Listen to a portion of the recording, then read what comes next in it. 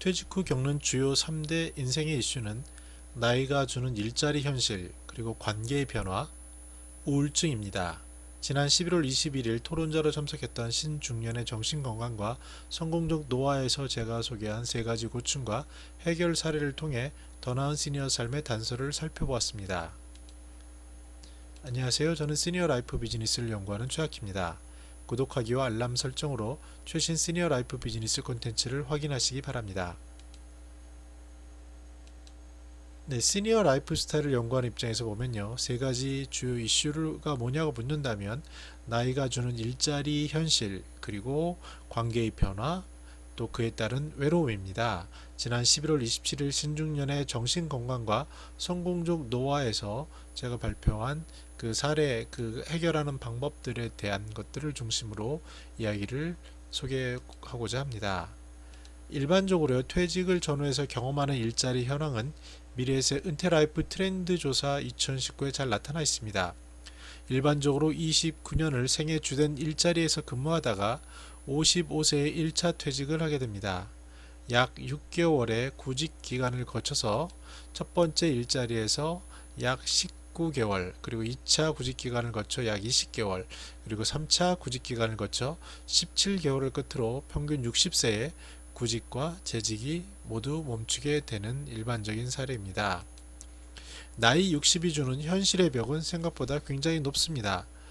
내가 만나본 시니어 100명의 사례를 보더라도 이력서 1000장 제출하고 자격증 100개, 전직 담당 분야 최고 임원 등 이런 것들이 현실 세계에서는 60이라는 숫자에 막혀 소용이 없음을 생생히 전하고 있습니다.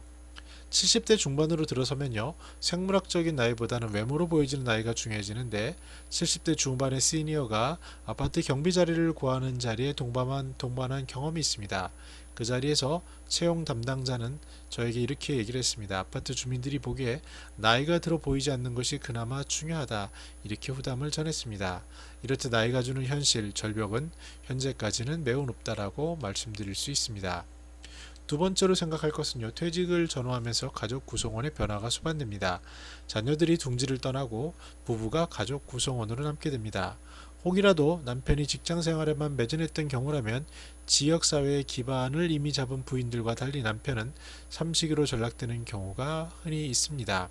지금은 액티브 시니어의 등장으로 상당 부분 해소는 되고 있지만요, 지난 세월의 문화의 흔적을 쉽게 지우기는 어려운 측면이 있습니다. 이러한 갈등이 황혼이혼, 또 조론으로 등장하기도 합니다. 각방을 사용하면서 편안함을 추구하는 문화는 젊은이뿐만 아니라 시니어에게서도 종종 듣는 사례입니다. 무엇보다 여성이 남성보다 8년에서 10년 더 장수하면서 57세의 노인 케어 쇠퇴기를 전후해서는 급격히 독신 시니어 여성 수가 늡니다. 전망에 따르면요, 절반가량이 독거 여성 노인이 된다고 보고하고 있습니다. 삼성생명 은퇴 지수 2018 자료에 따르면 속 편하게 대화할 수 있는 대상자가 3명 내외에 그치고 있다고 보고되는데요. 대략 13명에서 14명의 관계망을 갖췄을 때 행복하다라는 일반적인 이론과 비춰볼 때 그 격차는 매우 심각합니다. 그동안 관계를 쌓는 훈련이 적어서 나타나는 현상들이 신중년 시기에 터져 나올 수 있는데요. 무엇보다도 직장이라는 주된 공간이 사라지면서 그 공간을 채우지 못하며 생기는 외로움은 점점 심각해진다라고 말씀드릴 수 있습니다. 나이가 주는 일자리 한계와 관계망의 축소가 맞물리면서 신중년은 심각한 우울증을 겪곤 합니다. 발표에서 나온 자료를 보면요, 중년부터 건강염려증이 생기고 노인은 모호한 신체 증상을 호소한다고 합니다. 한 시니어는요, 90에 가까이 가면서 너무도 외롭다는 호소를 책을 통해 소개하기도 했습니다. 바쁜 세월에 대한 보상으로 산골짜기에 묶으며 자연을 즐겼지만 노년 케어 쇠퇴기가 되는 75세를 전후해서 가족의 방문이 줄고 몸 신체가 아파지면서 그 고독감이 삶에 파고들었다라고 지적하고 있습니다. 우울증에 걸린 노인의 사망률이 일반 노인의 연간 사망률인 14%보다 높은 34.2%에 달하고 있습니다. 주변에서 급격히 늙어 보이는 분들은 활력이 떨어져 보이는 우울증을 겪는 사례라고 볼 수 있겠습니다. 네, 정부에서는요, 그 삶의 단계를 인생 3모자 개념들하고 얘기를 하고 있는데요. 먼저 주된 일자리에서 일을 하고, 그 다음에 재취업, 그 다음에는 사회공헌 일자리로 바꾸는 것을 얘기합니다. 다시 말씀드려서 그 신중년이 겪는 세 가지 고통 중에 시니어들 사례를 보면요, 그 일에 대해서는 키워드가 가치를 추구해야 된다라는 것을 말씀드릴 수 있겠습니다. 그리고 새로운 관계망을 찾고 또 설레는 오늘을 사는 것이 더 나은 시니어 라이프 스타일에 대한 키워드가 되겠는데요. 하나하나 살펴보면요. 가치 있는 일자리를 찾는다는 말은 현실을 인정하는 겁니다. 62주는 한계를 알고요.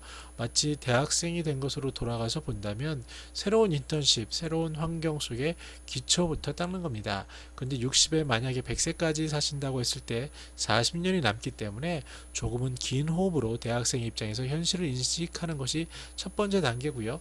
두 번째는 앞에서 설명한 것처럼 이제는 다른 관점에서 사회적 가치가 있는 일에 매진을 해서 더 나은 삶에 기여하는 쪽으로 일자리에 있어서 방향을 잡을 필요가 있다는 사실입니다. 두 번째는요, 관계망에 있어서도 이제는 지역사회 중심으로 인맥을 쌓아 가셔야 합니다. 가장 쉬운 방법은요, 지역의 취미단체에 가거나 아니면 지역에 존재하는 봉사활동에 참여하는 방식입니다. 그래서 지역사회에 참여 인맥을 쌓고요. 그런데 몸은 그렇지만 마음으로는 글로벌 시민 네트워크를 쌓을 필요가 있습니다. SNS라든지 이러한 그 인터넷 정보를 통해서 글로벌 시민 의식을 가지고 활동할 수 있는 기회가 있는데요. 이렇게 하면서 함께하는 삶의 새로운 관계망을 만들어가는 것이 중요하다 할 수 있겠습니다. 무엇보다 이런 것을 바탕으로 설레는 오늘을 만들어야 되는데요. 제가 아는 시니어들을 보면요. 나이는 숫자에 불과합니다. 7학년 중반을 넘으셨지만 북한산을 오르신다거나 오늘 가방을 메고 오늘 어떻게 활력있게 살까, 아니면 댄스를 배우시거나 아니면 더 나은 일을 도와주는 일을 찾는 분들을 볼 수 있습니다. 오늘 만들어갈 새로운 일, 관계를 생각하면서 오늘이 바로 설레는 오늘이 되는 그러한 행복한 시니어 라이프를 사시는 액티브 시니어들을 주변에서 많이 볼 수 있습니다. 네, 오늘 얘기를 정리하겠습니다. 이제 지역사회 중심으로 활동을 하시고요. 그리고 글로벌 시민 의식을 가지고 이러한 신중년이 갖는 일, 그리고 관계, 우울증에 대해서 새로운 관점을 가지시길 바랍니다. 일은 좀 더 가치지향적으로 바꾸고요. 관계는 지역을 중심으로 하되 글로벌을 보고 구체적으로 지역사회에 참여할 수 있는 일을 찾고요. 그리고 매일매일이 설레는 오늘로 만들어 감으로써 보다 성공적인 그러한 시니어 라이프 스타일을 만드시기를 소망합니다. 저는 더 나은 시니어 삶 공동체를 연구합니다. 감사합니다.